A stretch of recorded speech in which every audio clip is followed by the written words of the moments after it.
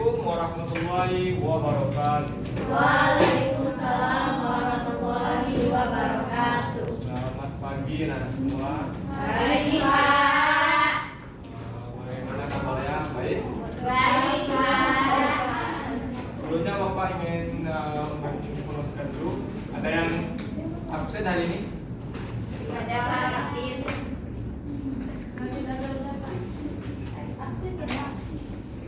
Oke, pada kesempatan kali ini sebelum itu bagi teman-teman Anda yang di belakang silakan maju ke depan dulu ke poin ini dan poin yang depan dan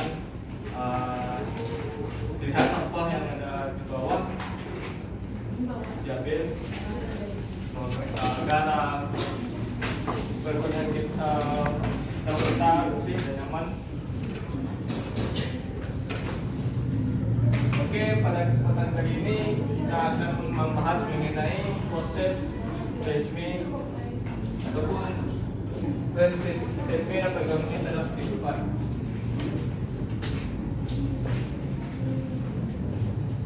Baik, di antara Anda semua pasti pernah merasakan gempa ya? Pernah, Pak. Boleh diceritakan salah satu pengalaman gempa? Ada yang mau bisa menjelaskan? Atau menceritakan pengalaman gempa yang mengguncang ya? Ibaratnya teman, ya ada yang bisa menceritakan? Ya, Pak. Kemarin yang 2009 pusat pertama itu sangat membuat saya trauma, Pak. Karena waktu itu saya tidur dan lemari dekat saya tidur jatuh, Pak, dan terkepala kaki saya. Patah, Pak. Salah satu pengalaman dari teman Anda yang kaget ketika terjadi gempa pada tahun 2019.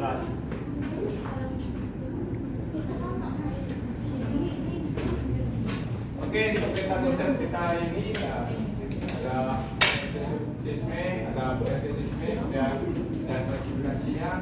Kemudian ada pengukuran gempa, skala intensitas dan dampak seismik.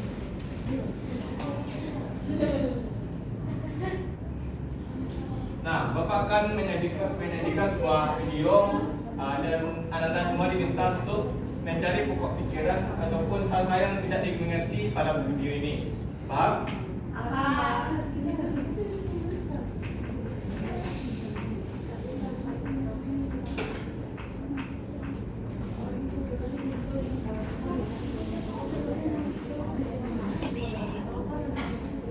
Nggak bisa loh gitu.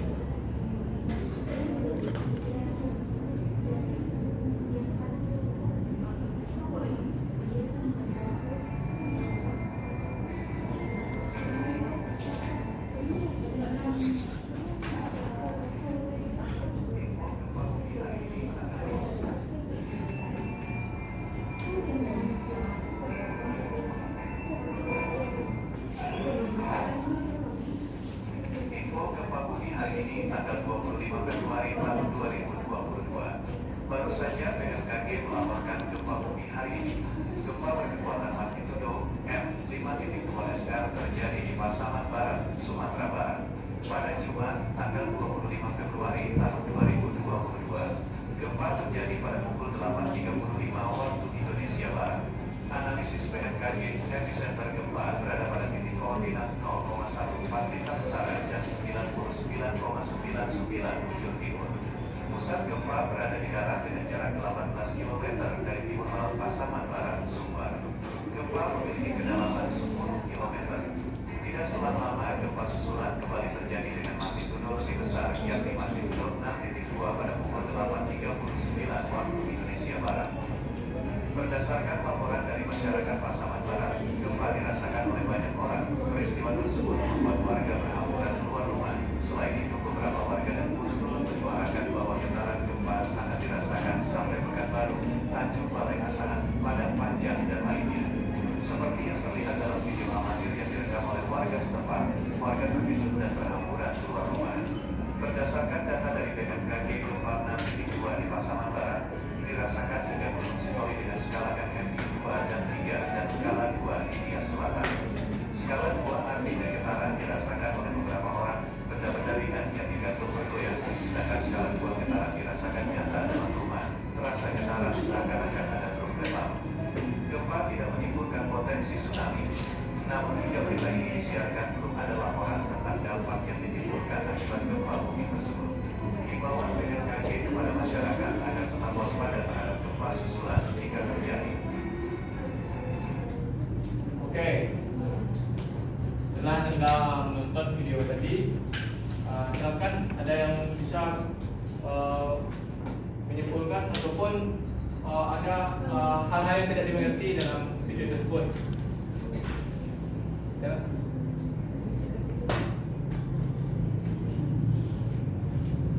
Sama ada ya, tadi ada istilah epicentrum. Kemudian ada istilah MMI juga. Kemudian ada istilah magnitudo. Ada skala Richter. Ada yang tahu istilah-istilah ini? Ada yang tahu nggak? Ya, silahkan Anggun. Ada yang tahu nggak?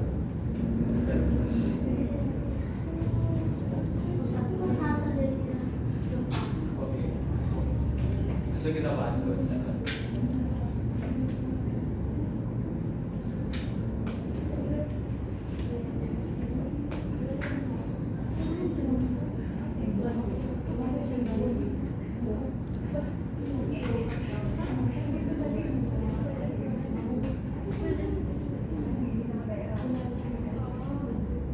Oke, itu yang dikatakan Anggun tadi. Jadi dalam peristiwa gempa ada beberapa istilah yang terjadi, yaitu ada hipocentrum. Hipocentrum ini adalah pusat gempa yang berada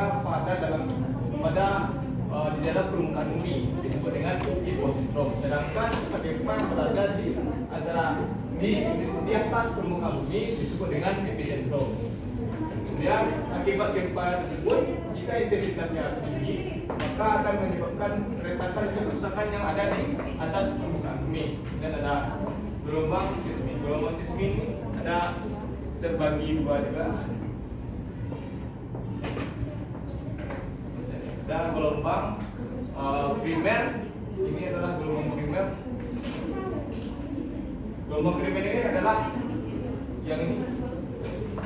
Gelombang primer ini adalah gelombang yang tercatat oleh seismograf pertama kali. Kemudian ada gelombang yang seperti ini, adalah gelombang sekunder. Itu merupakan gelombang yang terjadi setelah gempa atau gelombang primer tadi.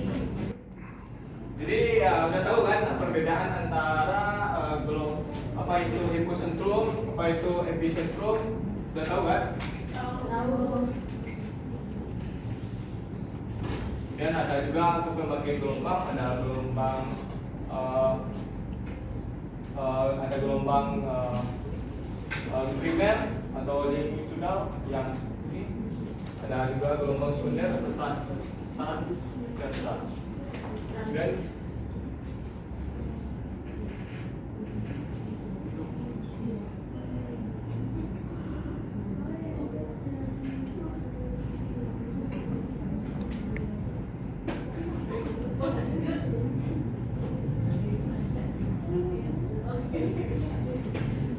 kemudian kita masuk ke bagian gempa. Kemudian gempa ada beberapa faktor. Salah satunya itu jenis gempa berdasarkan faktor penyebabnya. Pertama ada gempa tektonik, yaitu gempa yang terjadi karena pergeseran lempeng yang berupa lapisan bumi. Kemudian ada gempa vulkanik yang diakibatkan oleh aktivitas magma dan akan keluar ke permukaan bumi. Kemudian ada gempa terbang, yaitu disebabkan adanya runtuhan yang berada di dalam permukaan bumi. Jadi di gempa yang terjadi pasaman itu berdasarkan faktor penyebabnya gempa tektonik atau gempa vulkanik atau gempa terbang yang terjadi di pasaman. Penyebab gempa tersebut apa? Ada yang bisa menjelaskan?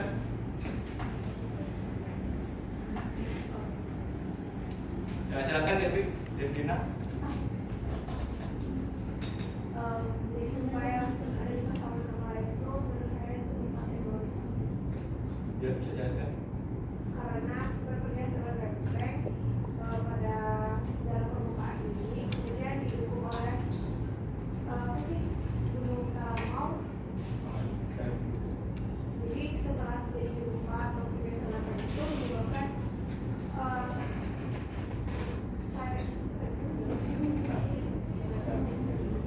Ya, jadi penyebab dari gempa pasaman tersebut itu salah satunya ada akibat dari pergeseran tektonik.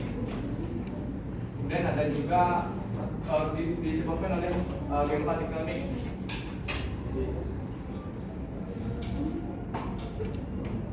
Kemudian ada pembagian gempa berdasarkan ini ada pembagian gempa berdasarkan hiposentrumnya.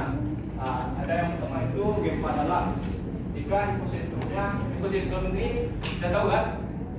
Hipocentrum adalah pusat gempa yang berada di dalam bumi. Jadi jika epicentrumnya terletak pada 300 sampai 700 km di bawah permukaan bumi, disebut dengan gempa dalam.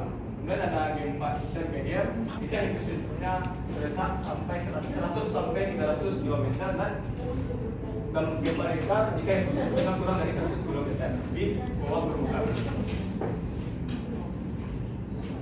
Kemudian ada juga pembagian gempa berdasarkan letak epicentrumnya. Yang epicentrum sudah tahu tadi kan adalah pusat gempa yang berada di atas permukaan bumi.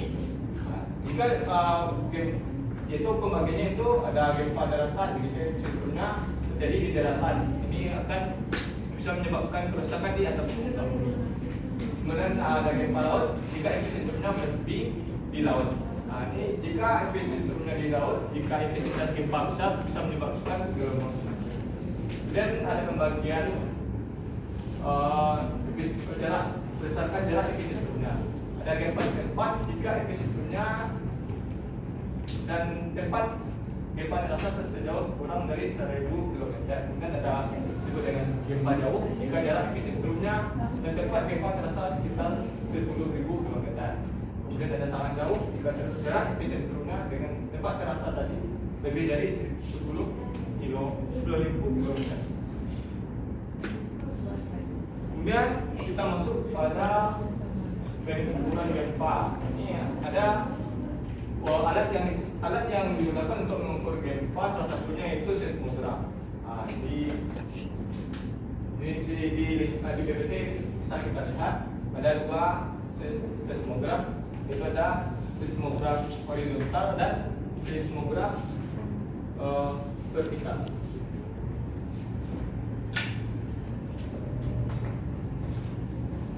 Ini disebut dengan seismograf vertikal, bisa kita lihat. Kemudian ada seismograf horizontal. Kemudian kita masuk pada hukum Laska. Hukum Laska adalah hukum yang mengidentifikasi atau yang mencari titik epicentrum gempa tersebut terjadi. Disebut dengan hukum Laska. Ini ada beberapa rumusnya dapat kita lihat. Jarak epicentrum dengan S itu adalah gelombang sekunder atau transversal, dan ada gelombang primer, longitudinal, dan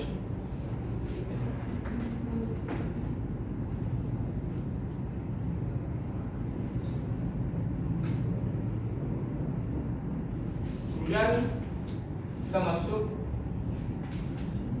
Kita masuk kepada skala intensitas gempa. pada umumnya ada beberapa skala untuk digunakan untuk mengetahui intensitas atau kekuatan suatu gempa. Ada skala Richter, kemudian ada skala Mercalli atau MRI, dan juga ada skala Mori. Dan di Indonesia digunakan dua skala, yaitu skala Richter dan skala Mercalli, karena di Indonesia gempanya beragam, kekuatan gempanya beragam, maka digunakan skala Richter dan skala Mercalli. Sedangkan skala Mori ini digunakan pada wilayah yang intensitas gempanya tinggi. Apa contohnya?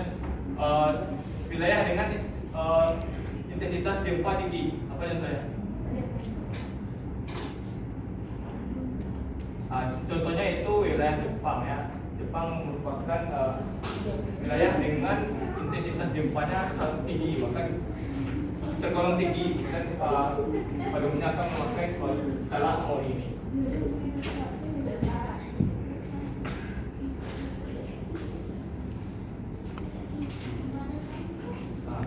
Kita masuk kepada skala Richter.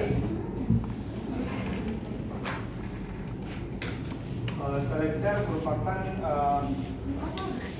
skala yang skala Richter mengukur kekuatan gempa menggunakan magnitudo. Jadi skala Richter ini digunakan ketika baiknya digunakan pada gempa kekuatan dengan 6,0, maka digunakan skala Richter. Sebelumnya BMKG menggunakan skala Richter. Sebelumnya menggunakan skala Richter, tapi sekarang ini BMKG menggunakan magnitudo, karena perhitungan magnitudo didasarkan pada perbedaan partikel bantuan tanah, di mana sensor dipasang dimasukkan. Jadi sehingga pengukuran magnitudonya lebih luas dibandingkan skala Richter, sehingga magnitudo ini dipakai sekarang ini oleh BMKG.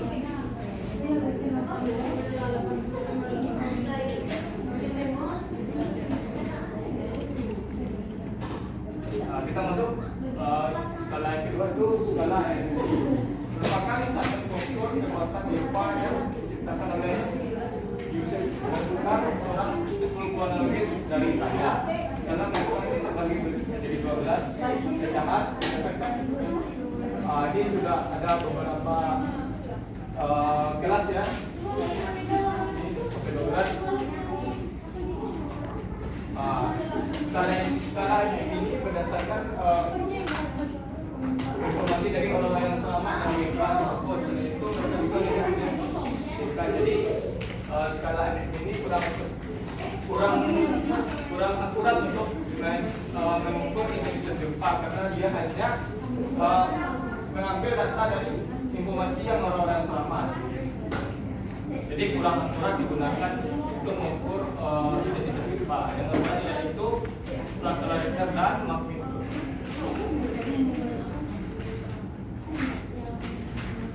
Kemudian ada beberapa dampak yang dampak gempa, itu ada beberapa bangunan yang runtuh, kemudian tanah longsor, dan korban yang berjatuhan. Dari segi efek sosialnya ada terjadinya kemiskinan, lumpuhnya, kegiatan pembelajaran, kelaparan, dan banyak penyakit. Kemudian selain dampak-dampak negatif tersebut, juga ada beberapa dampak yang positif yang bisa kita ambil dari terjadinya peristiwa gempa, yaitu kita dapat mengetahui jenis mineral yang ada di bumi. Kan saat terjadi gempa tentunya terjadi kerusakan ataupun kerusakan yang ada di dalam permukaan bumi. Jika jadi mineral-mineral yang ada di permukaan bumi bisa kita identifikasi, kemudian mengetes struktur lapisan kulit bumi dengan menentukan jenis dan kekuatan konstruksi bangunan.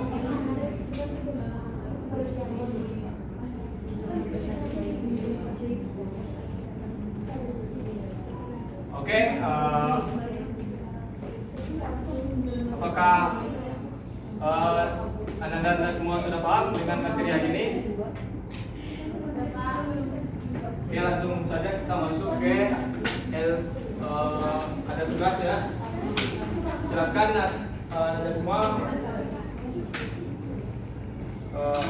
membagi 4 kelas ya, 4 kelompok. Pak,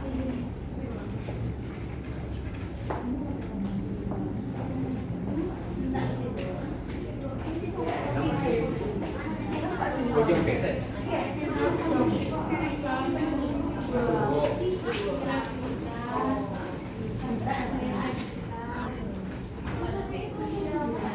Dibagi.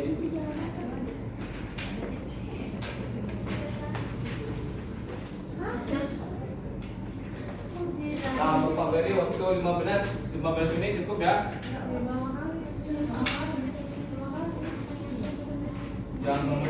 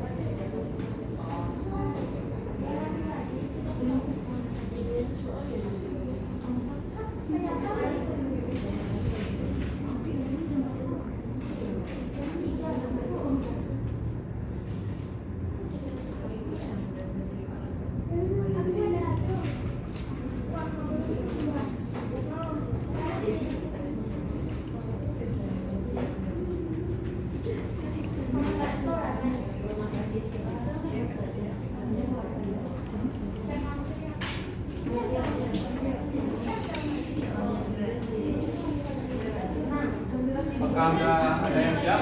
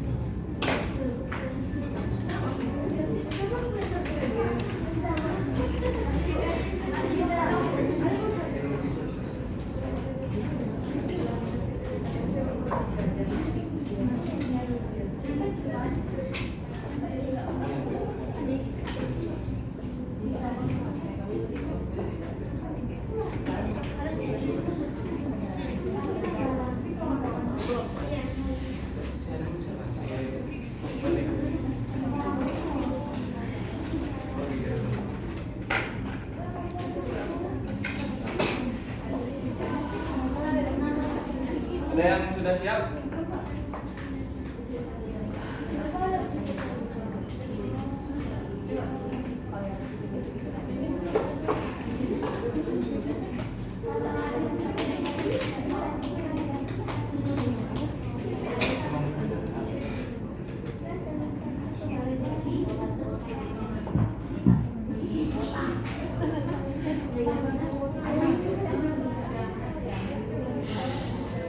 Nah, waktunya sudah habis ya, berhubung waktu kita sedikit sekarang. Apakah siapa yang mau menjelaskan nomor 1? Yazla, silakan. Yazla.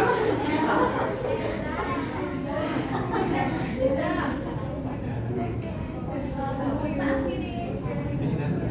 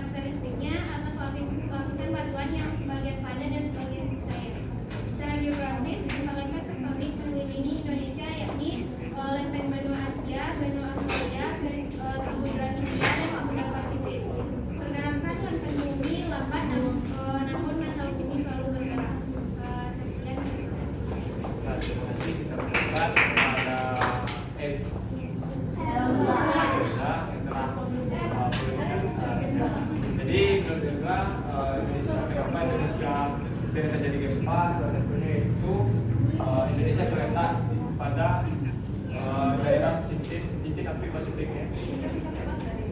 Dan pertanyaan ke nomor 3 kan? Yang bisa jelaskan?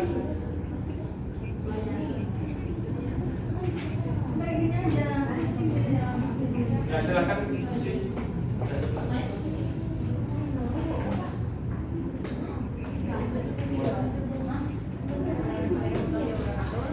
Yang lain silakan diperhatikan ya. Kita dari kelompok 3 menjawab pertanyaan nomor 3. Jelaskan skala yang biasa dipakai untuk mengukur intensitas gempa di Indonesia.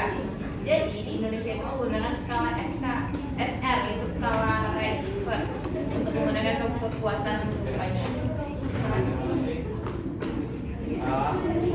Jadi pertanyaan kedua yang ketiga itu skala yang Ya Pak. yang dipakai di Indonesia itu skala Richter.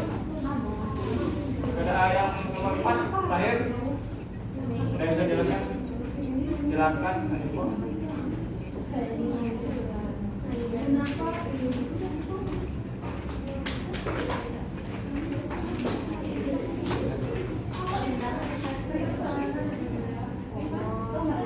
Baiklah, nomor 4 pertanyaannya adalah dampak positif dari peristiwa gempa bumi. Jelaskan. Ada dampak positifnya, yaitu yang pertama salah satunya terciptanya alat dan teknologi deteksi gempa. Yang kedua dapat meningkatkan sifat kewaspadaan pada manusia terhadap bencana gempa. Yang ketiga menjadi waspada berbagai ancaman dan juga beresiko. Dan yang keempat dapat meningkatkan kepedulian kita terhadap sesama, khususnya kepada para korban yang mengalami bencana gempa. Terima kasih, kita sampaikan kepada Pak. Sudah belum? Oke, silakan.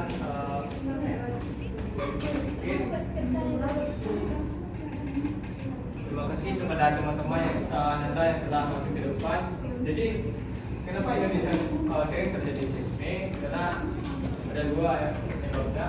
Karena pertama Indonesia terletak pada 3 lempeng, itu lempeng Eurasia, lempeng Indo-Australia dan lempeng Pasifik.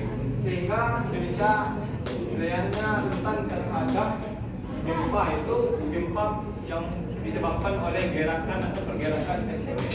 Jadi Indonesia rentan menjadi gempa tektonik. Kemudian Indonesia juga terletak pada cincin api Pasifik, yang mana banyak di daerah tersebut di cincin api ini banyak terdapat gunung api, sehingga dapat sehingga wilayah Indonesia sering terjadi gempa yang diakibatkan oleh aktivitas atau vulkanik, itu gempa vulkanik. Dan dengan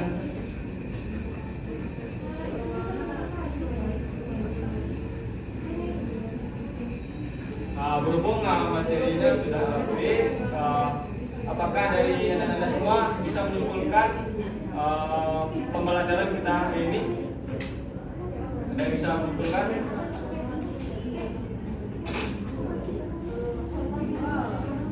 Sudah. Ada yang bisa menyimpulkan atau tidak tentang materi kita hari ini?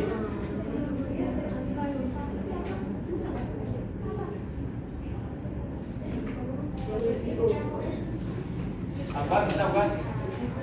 Menyimpulkan? Bisa, Pak David. Kesimpulannya, negara Indonesia dilalui cincin api atau ring of fire rentan terhadap bencana gempa. Oke, terima kasih. Ya, bisa Pak, silakan menyimpulkan sedikit pembelajaran kita hari ini. Jadi Pak, materi hari ini kan mengenai gempa, yaitu merupakan getaran bumi ini karena adanya merupakan energi dari dalam bumi. Nah, gempa itu ada banyak gempa. Ada yang berdasarkan misalnya ada gempa tektonik, gempa vulkanik, ada juga gempa yang terjadi di darat maupun terjadi di laut. Nah, lalu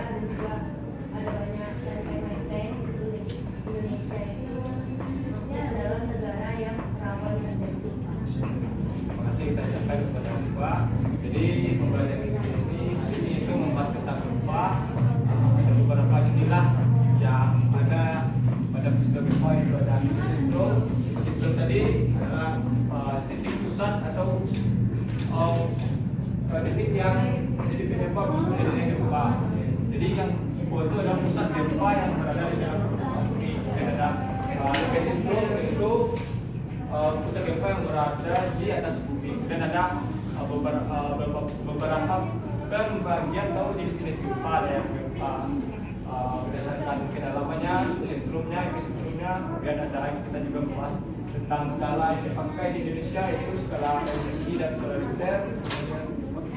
Dan juga ada alat untuk mengukur gempa, ada seismograf vertikal dan horizontal, dan terjadi ada dampak-dampak yang memberi baik itu dampak negatif ataupun dampak positif dari terjadinya gempa. Sekianlah materi kita hari ini. Semoga Anda bisa paham, dan Bapak harap Anda semua bisa mencari literatur guide atau mempelajari lebih dalam lagi tentang materi kita ini. Saya sudahi. Assalamualaikum warahmatullahi wabarakatuh. Waalaikumsalam warahmatullahi wabarakatuh.